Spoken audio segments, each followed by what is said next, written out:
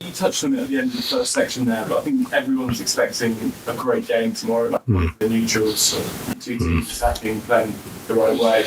Just wondering kind of how much you personally are relishing that challenge. Yeah, look, you can't script it. It's probably going to end up being 0-0 and fairly dull and boring. But I do. I like, I love the 3-3 at their place. It was a cracking game. Aside from you take away yourself from it, and we were lucky to be in it at half time. We should have been well out of it. They missed some unbelievable chances, but we hung in there, and then we got on top, and we might have even snuck a win at the end of it. But there were so many sort of storylines within the game. I love that, and that's what I love about football. That's what you kind of want. You obviously want to win because that makes you feel better about what's happened, but yeah, you're playing against, like I said, arguably the best side in the world, and we feel like we can have a crack at them, and we will, and see what the outcome is. And Sonny's obviously away. You've spoken before about how he kind of transcends groups in the squad. I sort of wondered, do you feel he's absent from the group when he's physically not around the place? Is that then something the last? Yeah, look, there's definitely a void there, but again, with all these things, there's always opportunities, and that's where Romero's really stepped up the last sort of. You just feel it around the place. He knows that Sonny's not here, and he knows what Sonny does on a day. Sonny gets around every person in the building and says, "How you going?" And Christian's doing that now. I can see that. Training, he's a lot more vocal than he was in the past. So.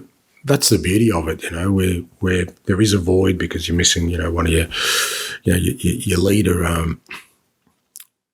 For me, just sitting outside, then you're kind of waiting, okay, is anyone going to step up here because we're going to need someone to, or do I have to interject myself into it but, like I said, he stepped up and there's been others within that, Vic in goal he stepped up and, there's a real sort of, good feeling amongst the group at the moment about where they're at, that they understand that, like I said, because of what we've been through, okay, somebody's missing, man down, we just keep going and somebody fills that void and we keep going till they come back. And I think it's been good for the growth of this team. I think this year for me is about growth, and you don't want to orchestrate these scenarios where we get challenged and we have players missing and everything, but the fact that we have gone through it, I just think it's accelerated our growth. If we had everything run smoothly, you'd be worrying, well, it's going to hit us at some stage, how we're going to react to it. So we could have flown through this first half of the year, and I'm sure all the questions to me would have been, well, what happens when there's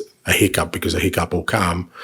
And I wouldn't be able to answer that question. I'd bluff my way through it, but I wouldn't be able to really answer it. But I already know, I've seen the resilience, and part of that is how we've dealt with those absences.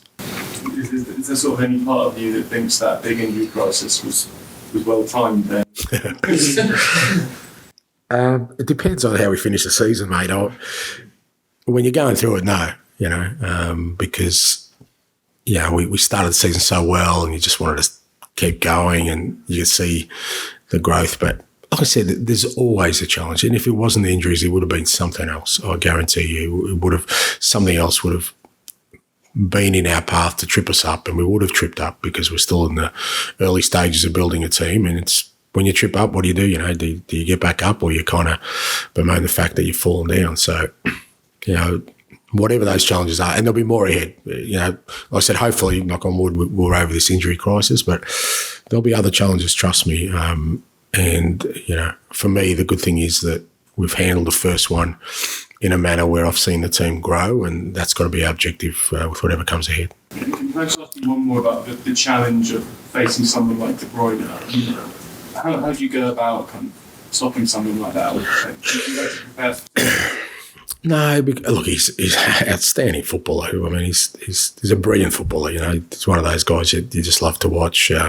Apart from if you're playing against him, but if you fall into the trap of thinking that's just the key to this Man City team, then that's where you trip up, because they've got quality all over the place where they can hurt you. And I've always felt, fair to say in my coaching journey, whenever I've been to the big tournaments, I've gone in as, the underdog, that I've always felt like the only chance we've got is doing things collectively. If we start to individualise things, then we've got no chance because, and that's the beauty of football, It's ultimately, it's not, 1 against 1, it's 11 against 11. And if you can maintain that through the course of a game and minimise the influence of individuals as a collective, then you've got a better chance of success. But if we tried to stop Kevin and ignored Phil Foden or Bernardo or don't make me name him, mate, I'll go through the whole team, then, I think we fall into a trap. Thanks, guys. Thank you.